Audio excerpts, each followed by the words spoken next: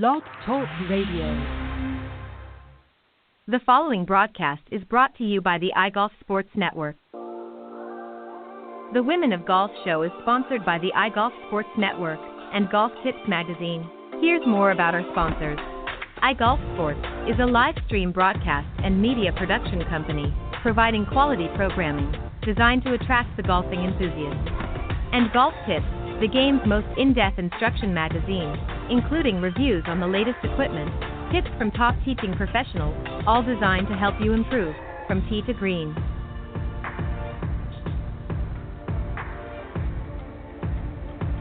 Good morning. Welcome to the Women of Golf, the #1 women's golf show around the world, with hosts Ted Odorico and Cindy Miller. Join them as they interview some of the best players from the Symetra, LPGA, and Legends Tour, and so many others, helping to elevate women's golf. So without further ado, here are your hosts, Ted and Cindy. All right. Good morning, everybody, and once again, welcome to the Women of Golf show. I'm Ted Odorico, and right alongside, of course, is my good friend and partner in crime, as it were, LPGA professional Cindy Miller. Good morning, Cindy. Good morning, Ted. How are you today? I am doing fantastic. As I was just telling you off air, the sun is shining here in Florida, which typically it does, but it hasn't been for a while. So I'm in a good frame of mind. I'm very, very excited. We've got actually one of my favorite guests, I think, coming up here first off to talk about what's happening on the Symetra Tour. Mike Nichols, of course, the Chief Business Officer, and he's going to be telling us what's going to happen in 2021. So I'm going to just tell you a little bit more about him, and then we'll bring him on, Cindy, and we'll get started. And then a little bit later on the show, we're going to be joined by Class A LPGA teacher professional Jamie Leno Zimron will be joining us on the second half of the show. All right, Mike Nichols, as I mentioned, is the Chief Business Officer of the LPGA Symetra Tour. Has been that since July of 2012. Prior to that, he served as the VP of Tournament Business Affairs at the LPGA. And he also served as the championship director of the 2005 U.S. Senior Open. So let's welcome, Cindy, one of our favorite guests, Mike Nichols. Good morning. Morning. How are you both? We're doing great. How are you? Good, thank you. Can't complain. Like Ted here in Florida, and the sun is shining, so certainly no complaints. Well, that's good to hear. Yeah, we're not going to complain this morning. Cindy, you go ahead. You can start off. So, how are things going, and when do we get moving? Yeah, well, we're excited to get moving next week. The Symetra Tour season will open up for the first time, at least in my tenure. This will be our 41st season in total, but at least in the 8 years I've been doing it, it'll be the first time we've opened with an event on the West Coast. So we will start with a tournament in Mesa, Arizona next week, the Carlisle Arizona Women's Classic. And so we're just as anxious as anybody to get started on what we are anticipating will be a full slate of at least 20 tournaments. We've announced 19. We've got one that we're still working on the contractual details, and then maybe a couple other surprises. So we'll play at least 20 times, and then, as we always do, we will finish the season here in Daytona Beach the first week of October and award the 10 cards to our 10 graduates onto the LPGA Tour. So like everybody, we're looking forward to getting closer to a sense of normalcy, and I feel like we're pretty close. But as it relates to our season and sort of our tradition of graduating 10 players, I think that we're on track to make that happen for sure this year. Awesome. Ted? Yeah, that's great. So let's talk about, obviously you're bringing back a good majority of the events into full season. Were there some carryovers from last year, meaning were there some that got canceled obviously last year that you're just going to have the 2021 version, if you will? And what about some new any new sponsors or new events in the calendar this year? Yeah, there are a number of events that have been with us for a number of years that are coming back that took last year off for obvious reasons. They kind of fell in that time of year where we took off to sort of, brush off our wounds and figure out what was going on. So we have a number of events that are back from sort of a 1-year hiatus, and then a number of new events, and then actually 2 events that were supposed to be new events last year in Utah and Idaho that we were supposed to play for the first time last year, and they pushed to this year. So those will be inaugural events in those 2, and then we added a new tournament that we'll be playing out west, as I mentioned, in Tucson. So we'll be looking forward to adding that. The Symetra Tour played there historically in the past, but has not played there in quite a while. But more than anything, we're looking forward to hopefully adding, like I said, another new event or 2 over the course of the season. So it's sort of a mixed bag. The 20 events that when we announced the 2020 schedule, we had a 20 event slate on tap. And, so this year we're back with sort of what is a, different version of the 20-plus events that we had planned to play when we started next year. But I have all the confidence in the world that we'll end up playing all of those. I mean, as states are opening and things are getting back to normal. And some of the states that we've played in that may have historically been sort of maybe more of a concern or problematic, like California and Michigan, we played both of those last year, sort of what I would call at the height of it all. So really have no concern about being able to sort of fulfill the entire season this year. So what about as far as, let me just follow up on that. What about as far as, are you taking similar precautions as last year as far as the players are concerned? Are they still going to be required to wear masks while they're playing or not wear masks? What's going to be the protocol for this season? Yeah, so, unfortunately, when we had our player meeting a couple weeks ago, we said to the players, if anybody played last year, you can expect more of the same this year. So, we're not going to be able to allow the players to stay in, tour-sponsored host housing, and they will be wearing masks when they're not inside the ropes, and they'll be prohibited from, going out to eat in groups. Like everybody has to sort of take their food home and eat it at home instead of in group settings. And our pro-ams, which are traditionally a scramble, are going to be a shamble, which is a little bit more socially distanced. We won't have some of the typical pre-tournament parties and stuff like that. So I sort of feel like we'll provide 80% of the experience that, sponsors sort of have historically enjoyed from us in terms of like the full experience. But really, the biggest thing that we're trying to do is just make sure that we don't become like a source of an outbreak. It's one of those where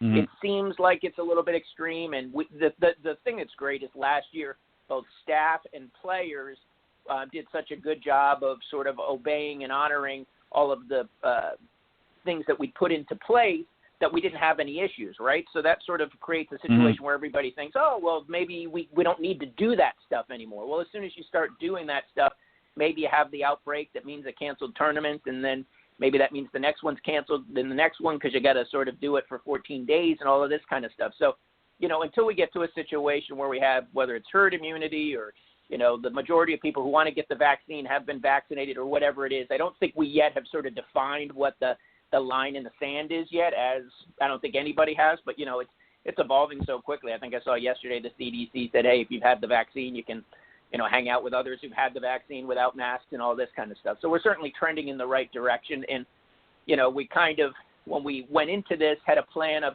to have all of the precautions and things that we put into place through at least June. Could it be earlier? Could it be a month earlier? Maybe. Could it be a month later? Maybe. But that's kind of, we wanted to sort of at least plan through June to be under the same sort of protocols as we were last season.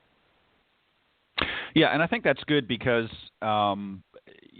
regardless of what happens moving forward, I think it's good to be cautious anyways, because the last thing you want to do is get the season going and then, like you said, have an issue or something where you've got to, quarantine for 14 days and then, sponsors, got an event coming up and suddenly you've got to cancel or you've got to make adjustments. So I think it's good at least, for this season, hopefully next season or maybe even later in the season, we'll be able to sort of peel the curtain back and things will be a little bit more normalized. But I think it's good, especially early in the season to kind of continue on that. And it sounds like you guys have really had a good handle on everything from last year and going into this year. So, kudos to you and your staff and all of the volunteers and that. Cindy, go ahead. Let me ask you a question. If someone happens to be listening in the audience that might be interested in becoming involved with the LPGA as a partner, as a sponsor, tell me or tell them what they would get out of being associated with the LPGA and why they should do it. Sure. Well, we'll obviously appreciate the forum. Love those sort of questions, Cindy. But I think that the thing that we pride ourselves on the LPGA is not being a sort of a one-size-fits-all solution. So for, any prospective sponsor, anybody who's excited about getting behind women's athletes or, the LPGA specifically or the Symetra Tour or the Legends Tour or our LPGA girls golf programs or our LPGA amateurs or our there's so many tentacles. Most people just think of the LPGA as the LPGA Tour, which is completely understandable. That's what's on TV. That's our highest profile property. But there's so many other ways to get involved and, support the LPGA and its initiatives. Like I said, the girls golf program is geared toward trying to get a golf club into the hands of young girls. So as they get further along in their maybe, into college or into their careers or whatever, they've been exposed to the game, aren't intimidated by it and pick it up, and it becomes a game for a lifetime. So we've got, programs from trying to get clubs in the hands of 5-year-olds to all the way to promoting the opportunity to play with some of the legends of the game, Cindy, like yourself, who are the sort of the big names that have sort of made the LPGA Tour what it is today, all the way to the Symetra Tour, which we're promoting as the future stars of the LPGA. So there's a lot of different things. So it's not sort of like if somebody calls up and says, oh, we want to be involved with the LPGA. A tournament an LPGA tournament isn't necessarily for everybody, or the price doesn't necessarily match with whatever their budget or marketing parameters are. So we look and say, well, you can sort of have the LPGA Tour experience for, less than a tenth of the price, but on the Symetra Tour, and still have the Pro-Am experience as you can on the Legends Tour. And so it really just depends on the objective of the marketer or the person who wants to get involved, because there's a lot of different price points and a lot of different ways that we can help somebody to achieve their goals. So it's we're definitely not a one-size-fits-all, and we certainly understand that we maybe have to work a little bit harder for sponsor dollars than our brothers up the street in Ponte Vedra, but that's what we pride ourselves on doing. And I think when you look at the history of sponsors we have both on the Symetra Tour and LPGA, we have partners who've been with us for year after year after year. And so, when you look and you see partners renewing, that should be a good signal to others that we deliver a good experience. Awesome. Thank you. Ted? So, Mike, let me just ask you one quick question here before I ask another question here. Just going back to about tournaments, Nat, what about fan attendance? Is anybody besides the players and obviously any support staff and things directly connected with the tournament? Are they going to be able to come now and watch, or is that still not something that's going to be happening for this season, or at least right now? Yeah, it really is on a case-by-case basis based on the municipalities. I mean, obviously we see now that there's different states have different degrees of how open they are. So we'll follow the leads of local municipalities. But I would say that in most cases, we're going to be falling in terms of like the number of people that can gather. We'll fall below sort of what those levels of attendance are. Not to mention that our attendance is we're not jamming a bunch of people into an arena where they're all sitting together. Sure. You're out there however many acres it is of land, and there's plenty of room to social distance. So our plan at this point is to allow friends, family, fans, etc., to come out and enjoy our events, because I think in terms of the numbers, they're not anything that's going to sort of raise any red flags with the local officials. What about some of the international players traveling? Obviously there's still some restrictions there. Are many of them, I mean, some of them I know probably were already here for other reasons and are going to be fine, but is there still going to be a little bit of a barrier for some of the international players that are on the tour? been able to, through sort of our relationships with folks in D.C. and, the one thing that I would say is all of the sports leagues. So it's not just us in the PGA Tour that have been working on this, but, the other leagues, maybe with the exception of the NFL, have international players that they've all had to try to get into the country to open their seasons. Obviously, Major League Baseball is hugely international with their players. So we've been able to sort of coordinate with some of the larger leagues to make sure that our players have whatever they need in terms of travel, visas, et cetera, to get in and play. So we've not had any trouble getting any of our players in. Frankly, when we didn't cancel the season last year, but when we sort of held everybody's space last year on both the LPGA Tour and Symetra Tour and said that your priority list position is going to be held. A lot of that in part was due to the fact that we didn't quite know the answer to that question of who could get in and who couldn't. And, if we're playing and people are moving on the priority list, but so-and-so can't get in just because she happens to be from such and such country, that's not really fair. So we didn't really know when this all started last year how that was all going to sort out. But to this point, I don't anticipate having any issues with players getting in to compete, which is obviously first and foremost. Right. And I think that was a great decision that you guys did last year, and being able to do that. I think it was a very fair setup for everybody. Again, like you said, we didn't really know what was going to happen, so it's kind of unfair that international players that maybe weren't able to get in or had other travel issues for whatever reason weren't going to be penalized. Let me ask you something. Let's get away from the travel and whatnot, and I just want to ask you another question that about the players in general. You've been with the tour now for a number of years, and you've gotten a chance from your very early beginnings to really watch a lot of the up-and-coming players and as they've graduated on to the next level and that to today's group. What do you notice, if anything, different from the players coming out?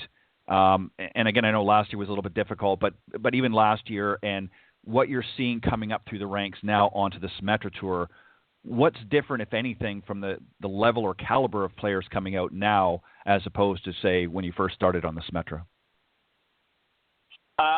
The players are better. There's just no question in terms of the depth of talent, the quality of talent, and, admittedly 2012 was sort of my first, graduating class, I guess you could say, because I started in July of 2012. But those first 3 or 4 classes, frankly, we were kind of hoping for players to make cuts, right? It was kind of one of those, like you were graduating 10 players, and they just really weren't performing at a high level, which, was troubling.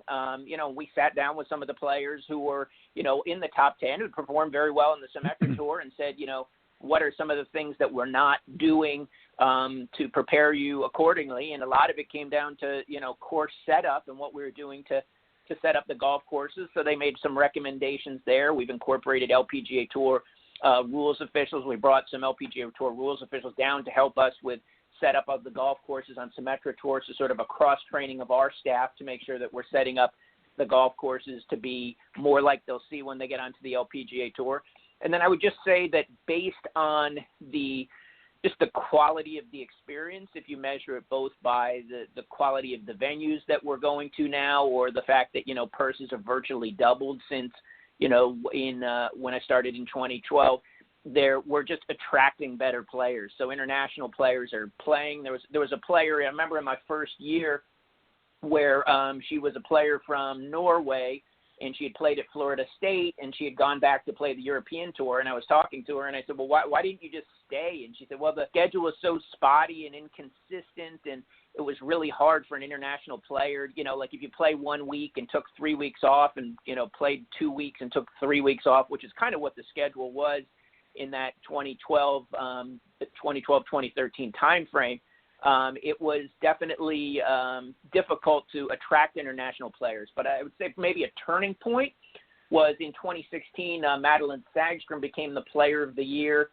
She played in, I believe, 15 of 23 tournaments. So she only played in, 2/3 of 3/4 of the event. And she won $164,000, setting still the all-time mark to this day.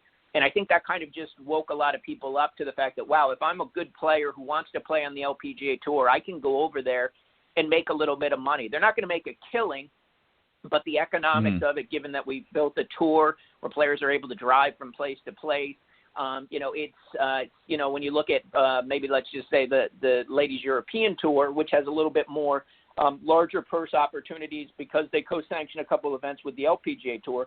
But if you look at the rest of the Ladies European Tour schedule, the purses aren't too much higher than they are on the Symetra Tour, and you've got to fly from country to country and do all of this and then rent a car and do all that. So the costs associated with being on the Symetra Tour, I think, are, it's relatively easier to travel. And then the last point I'll make is that, that some of the international golf associations, specifically Sweden, they want their players ultimately to find their way to playing on the LPGA Tour. So what they've done is they've established a residence in Phoenix where they're sort of their players that are going to come over and try to make it onto the LPGA Tour and play on the Symetra Tour have a base of operations. So the players from, in this case, Sweden, have said, we're going to set up a place where these players can almost have a home in the United States and not try to worry about where they're renting and all this. They can all have one place to, have all their mail and have all their stuff when they're traveling.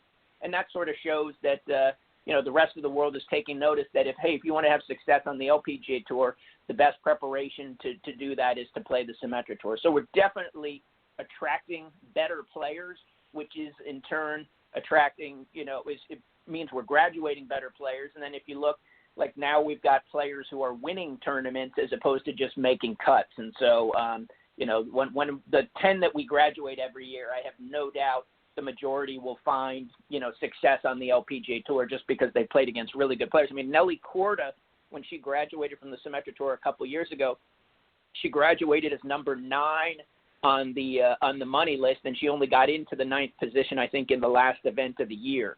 So, and now she's won 3 or 4 times on the LPGA Tour since she's been out there. So the level of competition is just really strong, and you have to be consistently good week in and week out to finish in that top 10. Yeah, and I think with having more talent coming out to the Symetra is obviously eye-catching for the sponsors as well. If they see more high-caliber players coming out on the tour, it makes it more inviting or enticing for them to want to jump on board as well. Cindy, go ahead. I have a different question. I had a friend reach out, and he said, what is the tour doing for spectators if they allow, even if it's just a few, to ensure that the spectators don't have COVID? Because he's a retired school administrator who has now created this sensor that takes everyone's temperature as they walk into a sporting event. I'm like, what?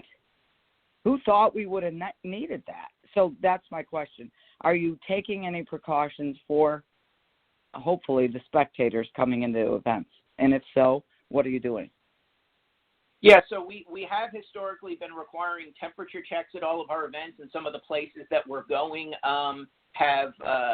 some of the municipalities that we're going to are going to require the temperature checks. But I don't know if we're going to sort of continue that through the season, only because it's sort of dubious or doubtful on whether or not those have any effectiveness in finding people who have COVID, because there's so many people who are asymptomatic and all of that kind of stuff. So you don't, having a fever doesn't necessarily mean that you have COVID, or the fact that you don't have a fever doesn't mean that you don't have COVID. But it's really just one of those where, like a lot of things, where you go into the supermarket and it says, hey, if you're showing any of these symptoms, please don't come into the supermarket. It's kind of the same thing where it's self-policing. But the biggest thing I would say as it relates to spectators at our events, and even for the players who are playing in our events, is we've not even had a situation where we've had a player and caddy who are only interacting on the golf course transfer COVID between the player and caddy, because they're outside,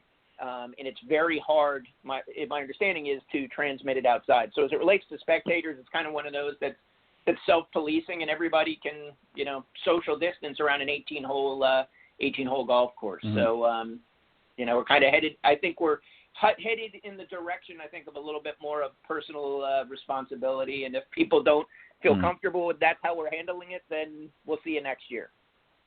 Awesome. Awesome. Let me, Mike, let me ask you something about the courses in particular. You know, we've seen over the last several years many of the courses, just because the length that the players, on the men's tour have been hitting it, they've had to increase the length, move the holes, the tees back a little bit more. And I know over the last few seasons, interviewing some of the winners coming off the Symetra, and Cindy will attest that some of them, are just bombing it out there. These young girls are just belting it. Have you found that as well? I mean, obviously not to the same degree, but have you found that you've had to adjust some of the courses along the way in order to, make it more challenging for some of the bigger hitters on tour? Well, that goes back to the conversation that I was referencing earlier. We talked to some of the players who said, that we weren't setting up the golf courses the same as they were finding on the LPGA tour, and one of the examples they gave to us was length. So when we were sitting down with these players, and we said, the golf courses are set up differently, and they said how, and they said first of all they're longer.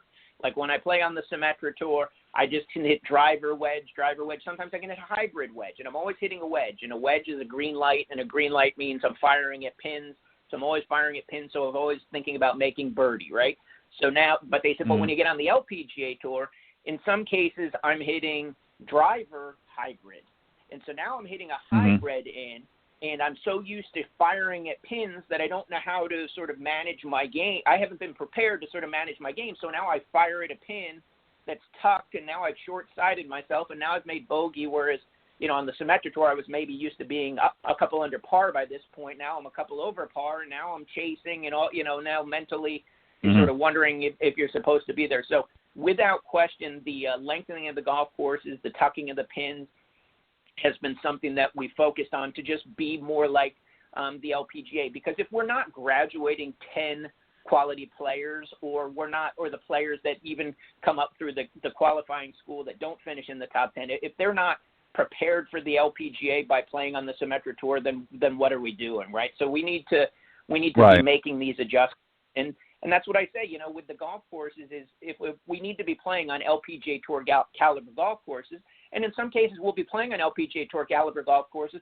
that might be in communities that just aren't large enough to host a LPGA event year in, year out. And by large enough, I mean just in terms of the corporate community that's there to sort of, churn up $4 million a year that it costs to host an LPGA tour event by the time you round up all the sponsorship dollars. So that's sort of the benefit of the Symetra tour, is that we can go into some smaller communities that have quality golf courses, set them up like they're LPGA tournaments, and that way we're graduating the players. But 100% lengthening the golf course has been something we've focused on, making the whole locations more challenging. And frankly, the better and the deeper our field gets, the harder we can make the golf courses, because one of the challenges we had in the earlier days, again 2012, 13, when I started with the tour, was we didn't have a very necessarily deep field, but you've got to get everybody around the golf course to finish the golf tournament. So in some cases, you're setting the golf course up for the 144th player in the field as much as you're setting it up for the first player in the field, because they all have to finish, before dark. So now as the players get better, you can set the golf courses harder and know that the players can find their way around. Yeah, it's interesting because, so many players, like I said, that Cindy and I have interviewed over the last several years are just, hitting incredible distances. And I was just curious as to, whether or not you've had to, much like the other tours, had to make those adjustments. Cindy, any final thoughts before we let Mike leave? No, I'm just grateful that you're so hardworking and so committed and dedicated to the LPGA. So thank you, and happy anniversary for your work. Oh, thank you very much. No, it's been super rewarding, and these young ladies, both on the Symetra tour and LPGA tour, deserve better than we have, and I think all of us that are close to it just enjoy the idea of waking up every morning and trying to make it incrementally a little bit better than it maybe was yesterday or the year before. So certainly appreciate being a part of the ride, and looking forward to many more years. Thank you. Perfect. Well, Take we care, appreciate guys. it, Mike. Yeah, have a good one. We'll talk to you soon. All right, that was Mike Nichols, Chief Business Officer of the Symetra Tour, kicking off another season next week. And we'll look forward to the following week of having our first winner of the season off of the Symetra Tour. All right, before we bring Jamie on, a quick message about golf tips. The following ad is sponsored by Golf Tips Magazine. Are you tired of being short off the tee? And what about those 3 putts? Forget about it. It's time you got serious about your game. Golf Tips, the most in-depth magazine in the industry. For over 30 years, Golf Tips has delivered expert content such as the latest golf instruction from America's top pros, simple-to-follow practice and game improvement drills, fitness and mental game tips, equipment, training aids, accessory and apparel reviews, golf destinations and travel tips for every budget, and so much more. Don't miss a single issue. Go to golftipsmag.com and subscribe today. All right, welcome back. We're getting ready to bring on our next guest. She has become a good friend of mine over the last several years. She's been on the shows, and we've talked many times off air as well. I'm talking about, of course, Jamie Leno Zimron, who is a Class A LPGA teacher professional. She's also a 6th-degree Aikido black belt and a somatic psychologist, as well as a corporate speaker and mind-body fitness trainer. And she's a Phi Beta Kappa graduate from Stanford University and the creator of Ki Golf, The Centered Way. Please, Cindy, let's welcome our very special guest, Jamie Leno Zimron. Good morning. It's really morning here, 6:30 a.m. Hi, Cindy and Ted. Well, How are you doing? Thanks for getting up at the crack of dawn for us. You know, I'm not really a morning person. I'm clearing my throat so I can talk well. But you guys are special, and I'm honored and happy to be here. Thanks. Thank Well, you. we appreciate it. So I know you've got something new and exciting to share with us, something you've been working on. So I'm going to turn it over to you, and it's a new training initiative, actually. It's Where Business Meets the Green, turning golf into gold. And why don't you tell us a little bit about that? Well, thank you for asking. It's a collaboration between myself and Debbie Waitkus, who many people know in the golf world. Debbie's the founder and creator for the last couple of decades of Golf for Cause. So she's a very fine amateur player based in Phoenix and just a stellar woman, human being. Yeah, if you meet Debbie, you love her. She's just awesome. And so she's been working for many, many years in the business realm, creating golf events, golf tournaments, raising money for charity. Golf for Cause is a perfect name for what she does. And so we have been threatening each other to team up for many, many years. And this has been one of the benefits of COVID, I guess, that we actually have been able to spend quite a bit of time getting together. So I've been working in golf, of course. I've been playing since I was 7, but I've been a LPGA teaching professional for the last 20 years or so, and I've created a very holistic approach to golf instruction and then carried it as well into the business world. I do a lot of corporate speaking and trainings, and we just looked together and said, as many people have, and of course Cindy has been doing so much work in that realm as well, that both golf and business are realms that have been, number one, dominated by men, we could say white men, and so the ethic and the opportunity hasn't been there nearly enough for women in golf. And so in coming together, we really want to provide leadership training and golf training. So my bringing, LPGA teaching expertise to the table as well as golf experience, and Debbie bringing her passion for golf and her great playing with her business experience, we thought, hey, this is going to make a great team. So we want to provide training not only for women, this is really for everybody, training for people in business to get better at golf and people who are, of course, golfers to be able to optimize the opportunities that are there in using golf, which is really the business sport, to advance their work and their play. Awesome. Very good. Yeah, very good. And just by the way, we've had Debbie on the show here a number of times over the years, and she actually had came on and brought Marilyn Smith, of course, the late Marilyn Smith, who was one of the original 13 founders of the LPGA, and they came on a few years back, and then Debbie came on. Actually, I believe last year she was on again. So she's been with us a few times and very familiar with her, and a great ambassador to the game as well. Cindy, go ahead. Can I use that as just one more place of connection? Yep, sure. So Debbie, of course, was very, very close with Marilyn Smith, one of the 13 founders of the LPGA, and I've known Marilyn. I've participated in her Marilyn's tournament for over the last decade or so, where she's been raising money. The tournament has been raising money to provide scholarships for young women to go to college and play golf, and then whatever their passion is, whether they want to continue in the golf world as a player or in in their career, or to advance their careers that play golf in college. So the foundation, we now have a foundation, but for the tournament, since Marilyn has passed, has provided over $1 million already in scholarships to over 200 what we call pearls, because Marilyn used to wear pearl necklaces. So every recipient is now a pearl.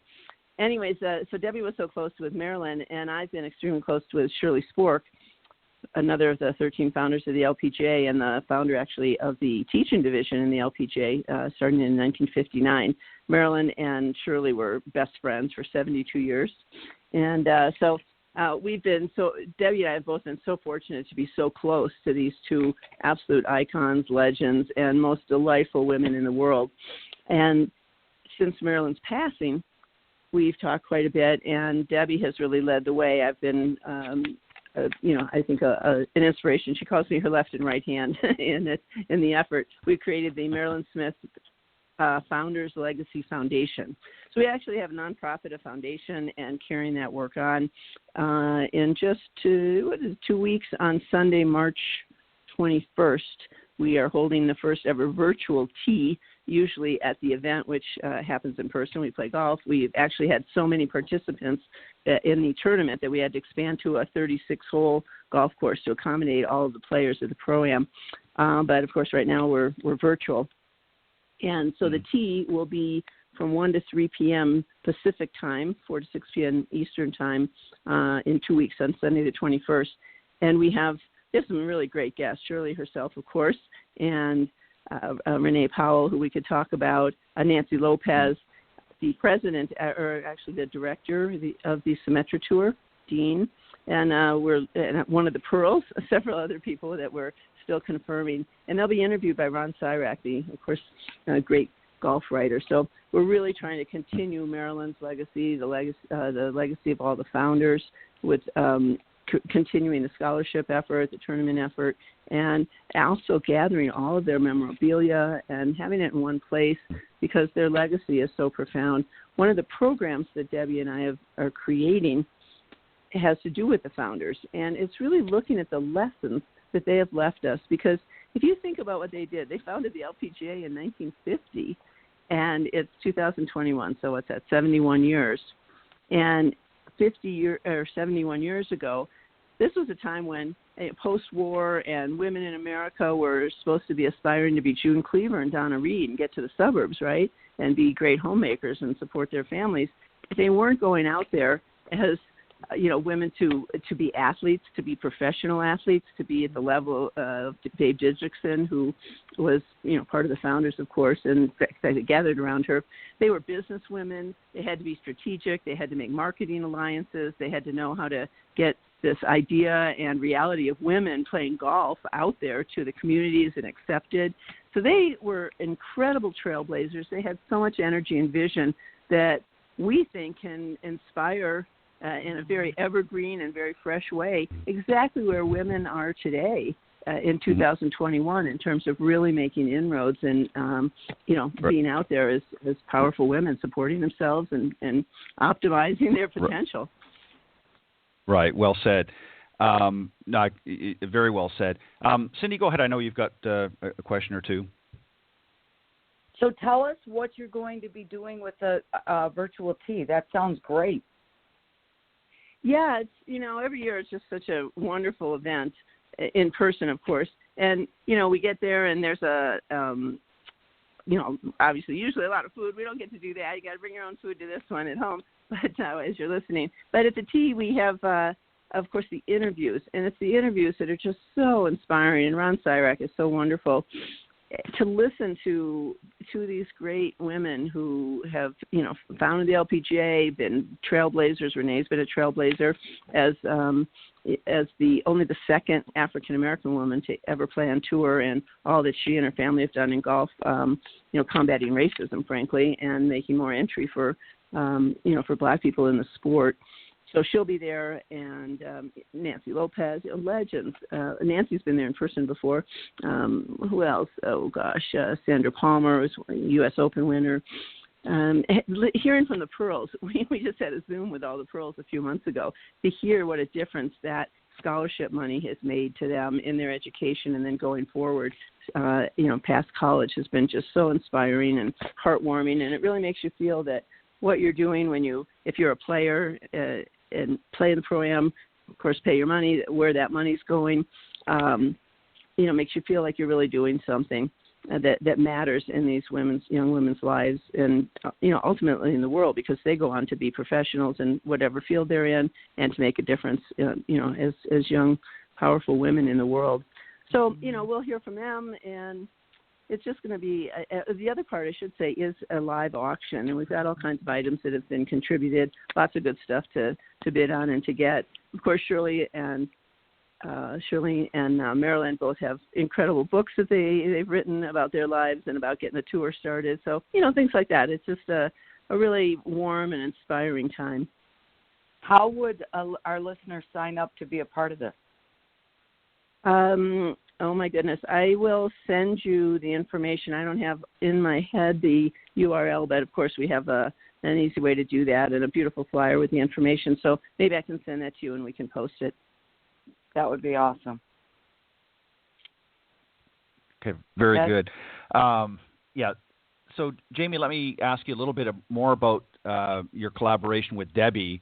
So you've put together a program to help sort of draw that parallel between playing and the corporate world. What specifically are some of the things that you guys are going to be doing together? What are some of the things that you are going to bring to the table, if you will, to is it going to be more corporate speaking? Is it going to be more on-course, things of that nature? Give us an idea of overall what's going to be involved in the program. Yeah, thank you. The program, we're developing a couple of signature programs, and one of them is called the Essentials for Excellence. And let's see. So with that, we're really combining both Debbie's expertise and mine. So we will be giving, they're going to be half-day programs, I would say, as what we were really designing them as, about 4 hours. And right now they will be virtual. We are looking forward to the day when they can be in person, and they'll probably be all day long because we'll be able to be out at the golf course, go out on the range, go out on the golf course itself. So what we want to do is help people develop their golf skills and as well as their business skills, and their business, you could say partially networking skills, but also their real awareness of how when they're playing business golf as opposed to just golf, how they are revealing who they are, which people are always sizing each other up, right? Not only do I want to play with you, do I want to work with you? So what can we learn about our business partners or potential business partners through playing golf with them? So, we've got a lot of training in that realm, a lot of stuff to share, great stories, great information, and as well as improving people's golf skills because, there are a lot of folks and women, I could say in particular, not always, you could be a beginner at golf and not feel comfortable on the golf course. So when people have, upgraded their golf skills or even have skills, they got to get in the game, right? Get in the business game, get in the golf game to get in the business game of golf. Things just go better. They need to be able to at least handle themselves well on the golf course, know the etiquette. We'll be going over all that sort of thing. And also the etiquette in business golf. The awareness of what you are looking for, what you're seeing when you're playing golf with someone, and they go, oh, is that really what I want to? Oh, that is. I would love to work with you. I love those qualities. You know what? Not so sure. Look at the way they're reacting during adversity here, right? Or, kind of what are your social skills, and, how open are you? How flexible are you? A lot of different information. We call them the litmus test of golf, and we also, like you, Cindy, are using a DISC assessment so that people can understand personalities better and, kind of what they're seeing.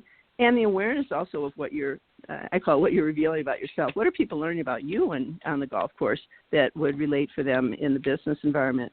Do they want to work with you, hire you, make a deal with you, collaborate with you, become colleagues with you?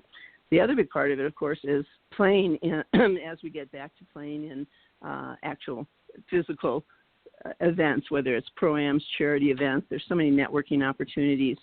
So we're going to be talking about that, but also the golf skills themselves. And as you know, Ted, I'm very big on a holistic approach to golf, which is to say basically what Annika Sorensen said. Let me see if I can get this right so early in the morning, that we are not human beings who happen to be golfers. We're golfers who happen – wait, I got that mixed up. Let me see. We are not golfers who happen to be human beings. We're human beings who happen to be golfers.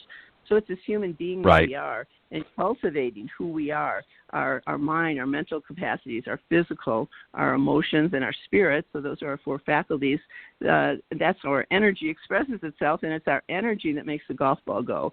So when we understand those things and we cultivate each of our faculties and we get them working in harmony, oh my God, golf all of a sudden starts to be more doable. Improvements happens more quickly and easily.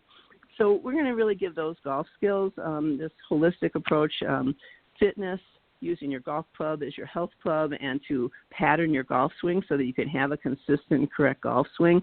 We are able to go over those things, even indoors. I've been teaching, been able to teach indoors the golf swing itself and varying skills in hotel rooms or in office buildings, and we can do it in our homes. You don't actually have to be on the golf course to get better at golf, develop your golf swing, get those skills about focus and about self-mastery. So we're going to be talking about those sorts of things and training to relate self-mastery to self-leadership and leadership on the golf course and in the business world. So these are some of the things we're going to get into, as well as our other signature program, which is around all the just astonishing and inspiring lessons from the founders. As we got to talking about that, we realized that was just going to be kind of an adjunct thing we were going to talk about for a while. We realized that's a program in itself. So we're really delineating what did these incredible pioneering women do, and what qualities, personal qualities, did they have in order to successfully become professionals, back in the mid-1900s, and to create this tour that had so much power and longevity. They did something really special, and we can all do that. They were entrepreneurs, way back when. Let me just ask you a quick follow-up with respect to some of the business leaders that you've worked with, and that as well as I do, when the CEO of a company is preparing, whether it be a boardroom meeting or a sales presentation, they go through the motion, they go through the steps in order to prepare for whatever that presentation might be. But a lot of them, for some reason, don't seem to put that same preparation together once they get out to the golf course. Is there anything that you do in some of your programs, Jamie, that helps them to take that focus that they have in the business world and now bring it out in the golf course?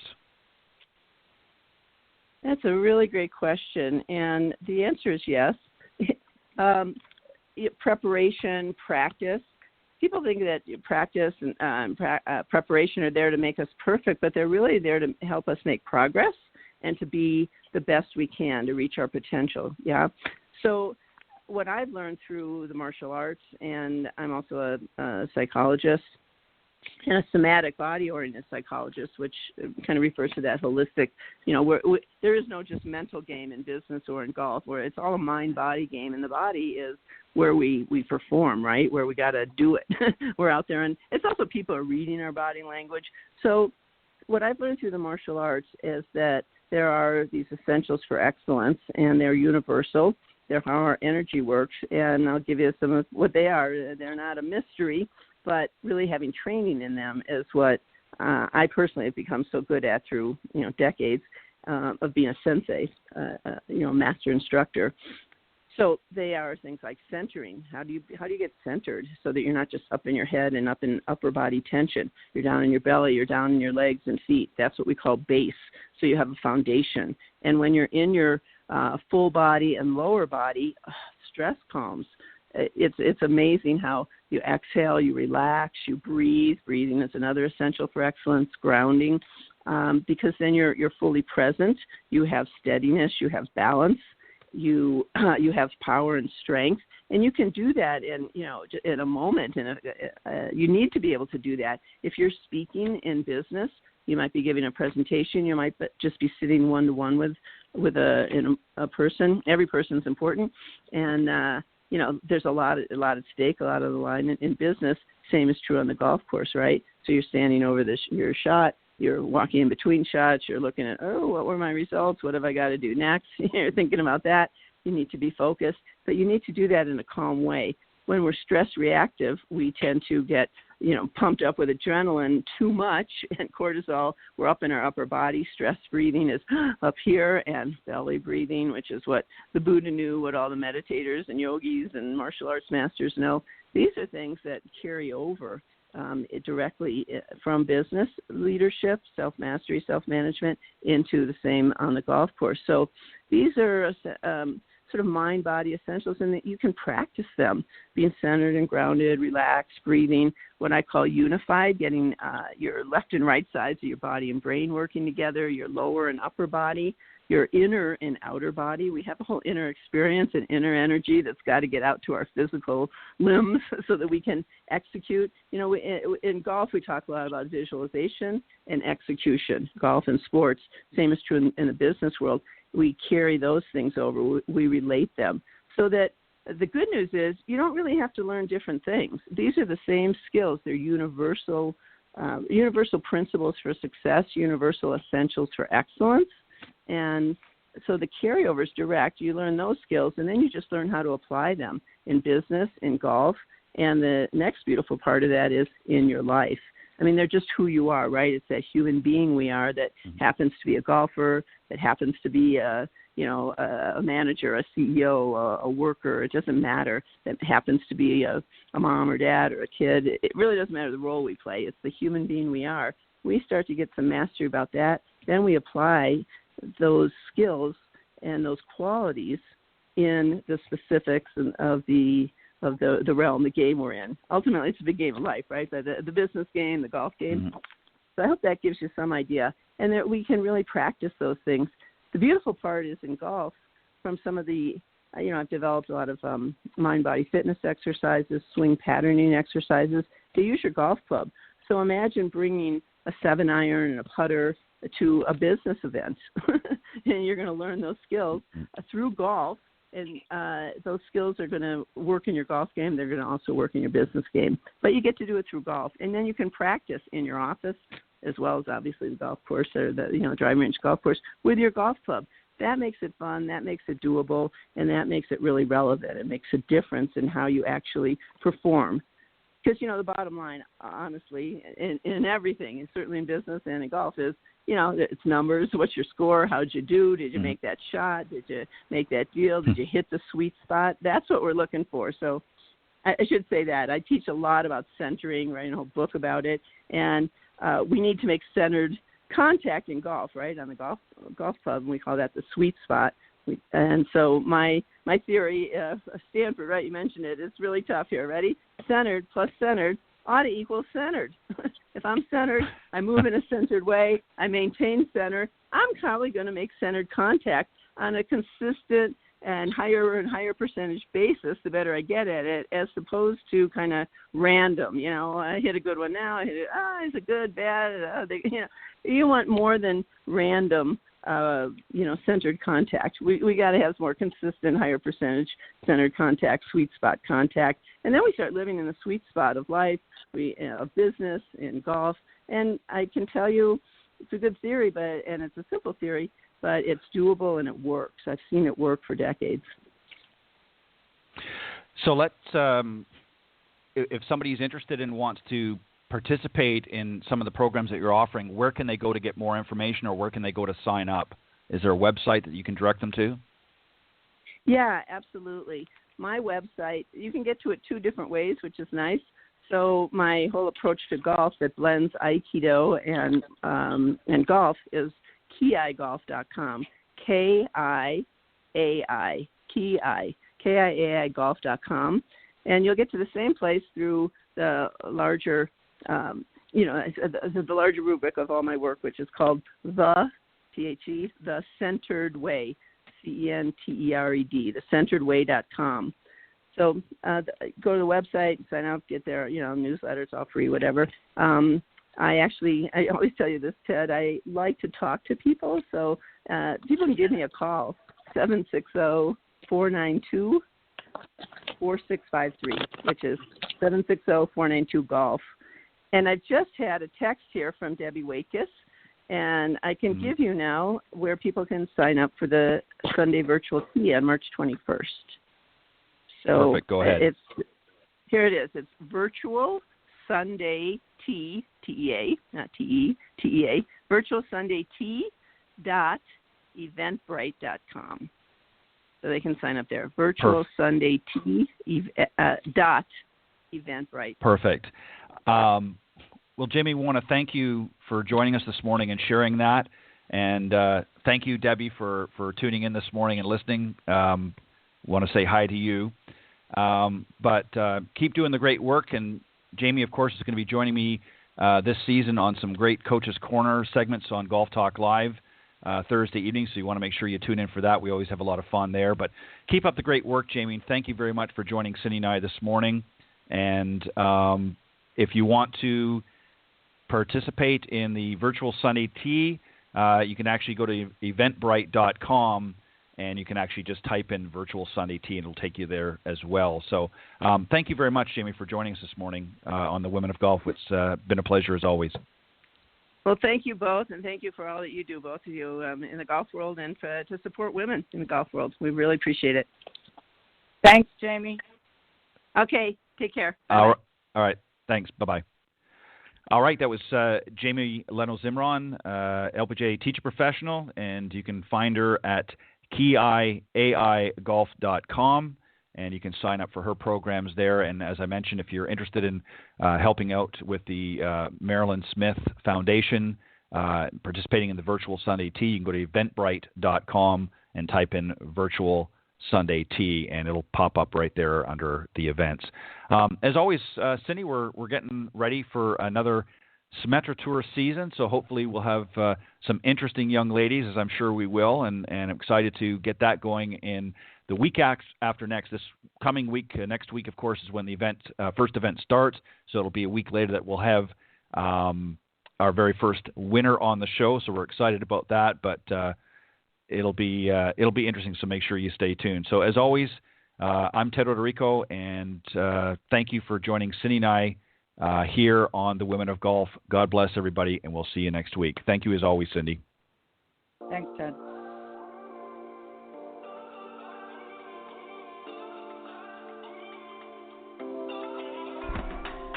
Thank you for joining us. We hope you enjoyed listening to this week's Women of Golf show. Ted and Cindy wish to thank this week's special guests. Remember to join them every Tuesday from 9 to 10 a.m. Eastern here on the iGolf Sports Network, or on any of these social media platforms: iTunes, Stitcher, TuneIn, CastBox, TalkStream Live, and of course Spotify. To get updates on the show, you can follow the Women of Golf's Facebook page at www.facebook.com/womenofgolf. This has been a production of the iGolf Sports Network.